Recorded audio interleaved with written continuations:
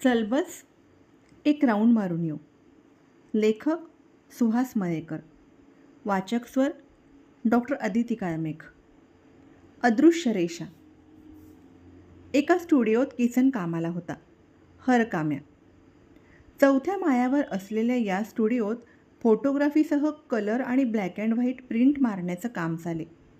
दिवसभर वेगवेगळ्या ऑफिसमध्ये जाऊन ऑर्डरप्रमाणे कलेक्शन आणि प्रिंटची डिलिव्हरी देण्याचं काम किसनकडे होतं. या दिवसभराच्या कामात किसनला जास्त बुद्धी घासावी लागत नसे. 4 जणांचा स्टाफ. सकाळी 9ला स्टुडिओ उघडल्यावर झाडून पुसून घेऊन वस्तू जिथल्या तिथे ठेवायच्या. 10-10:30पर्यंत फोटोग्राफर मालक आणि डार्करूमचं काम करणारे दोघे सहाय्यक येण्याची वाट पाहत तिथेच रेंगाळत बसायचं. हा मधला वेळ किसनचा चुटकीसरशी जाई. त्याला कारणही तसंच होतं. त्या परिसरातल्या पूर्ण 4 मजल्याच्या बिल्डिंगमध्ये वेश्या व्यवसाय चालत असे. अगदी स्टुडिओच्या बाजूच्या रूममध्ये सुद्धा 6x6चे गाळे मांडून पलंग ठेवलेले होते. किसन सकाळी 9ला येऊन आपली कामं आटोपेपर्यंत त्या सगळ्या रंगीबेरंगी स्कर्ट परकरमधल्या मुलीही तोंड रंगवून शेजारी हजर झालेल्या असत. सकाळचा चहा नाश्ता किसनचा त्यांच्याबरोबर मस्ती मजेत होई आणि हा वेळ कसा चुटकीसरशी निघून जातो कुणालाच कळत नसे. त्यानंतर मात्र त्या पोरींची दिवसभरासाठी पांगापांग झालेली असे. रस्त्यावरच्या शोभेसाठी. फोटोग्राफर मालक कधीमधी मॉडेल म्हणून त्यांच्यापैकी एखादीला आत घेऊन जात असे. एखाद तासानंतर बाहेर पडून किसनच्या डोळ्याला डोळे न भिडवता ती निघून जाई. कोकणातून घरगड्याचं काम करायला आलेला, पण शहरात हापिसात लागलेला म्हणून घरच्यांना किसनचं कौतुक होतं. मालकानं देऊन ठेवलेल्या सूचनांचं तो तंतोतंत पालन करी. त्यामुळे स्टुडिओत कोणी ऐरागैरा येत नसे. मालकाच्या अनुपस्थितीत किसनच्या या मैत्रिणींनासुद्धा तिथं मज्जाव होता. तसा मालकानं दिलेला हुकूम किसन कटाक्षाने पाळत होता. इतकंच नव्हे तर आजूबाजूचीही रंगीली दुनिया आपल्याला वाईट मार्गाला नेते, हे मालकानं किसनच्या मनावर यशस्वीरित्या बिंबवलं होतं.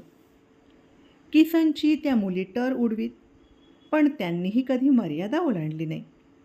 कधी मग 8-10 जणींची मैफिल त्या जुन्या 4 मजली इमारतीच्या टेरेसवर जमत असे. मस्तीत कितीही झोंबाझोंबी केली तरी किसनचं चित्त विचलित न झाल्याचं त्यांना अप्रूप वाटे. अंगाशी मस्ती नको हा, किसन सांगे. एकीनं तर त्याच्यावर जीव ओवाळून टाकून राधा नाव चिकटवून घेतलं होतं. किसनची राधा. पण किसनला त्याचं सोयरसुतक नव्हतं. ए, तू लग्न करशील ना? त्याच्या आधी मी तुला सगळं शिकवेन हा, राधा सांगे तेव्हा सगळ्या जणी खळाळून हसत. राधेनं त्याला असं किती वेळा डिवचलं होतं. किसन कशानंच बधणारा नाही हे सगळ्या जणींनी एव्हाना ताडलं होतं, तरी सगळ्यांची मैत्री घट्ट झाली होती. दुखलं खुपलं समरसून एकमेकांना शेअर केलं जात होतं. आनंदाचे क्षण एकदिलाने साजरे होत होते. एकदा कुतूहलानं एकीनं विचारलं, किसन, तुला आमच्यासोबत पाहिल्यावर कोणी काही बोलतं का रे? छा, माका काय फरक पडता, तुम्ही पण माणसाच ना, त्याचा उलट सवाल होता. हीच त्याची निरागसता तरी बेडरपणा राधेला भावून जात होता. परस्परांच्या मैत्रीतून जो तो आपापले व्यवहार जपूनच मोठा होत होता. एकदा किसनचे बाबा आजारी पडले. अगदी अंथरुणाला खेळले. आता या आजारातूनच आपला शेवट आहे हे बाबांना कळलं तेव्हा त्यांनी एकुलत्या किसनच्या लग्नाची घाई करायला सांगितलं. तडकाफडकी किसनने जेव्हा गावी जाऊन लग्न केलं, राधा खूप रडली. सगळ्यांनी तिला समजावलं. अगं आपण कोण, तो कसा आहे? राधा दिसायला आणि मनानेही सुंदर होती, समजूतदार होती. तिनं मान डोलावली. किसनचे बाबा गेले. संसाराला लागल्यावर किसन एक दिवस पत्नीला घेऊन मुंबईला आला. सर्व मैत्रिणींशी ओळख करून दिली, धंद्यासकट.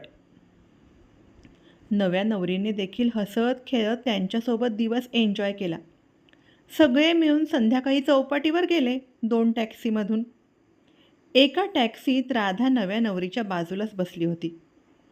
सर्वांनी चौपाटीवर कैरी घातलेली ओली भेळ आणि पाणीपुरी खाऊन पार्टी केली. अंधार दाटू लागला. कुणाचाच पाय निघत नव्हता. नव्या नवरीला घेऊन घरी लवकर जायला हवं. किसननंच आवर्त घेतलं. टाटा बाय बाय करताना राधाने नव्या नवरीचा हात घट्ट धरला होता.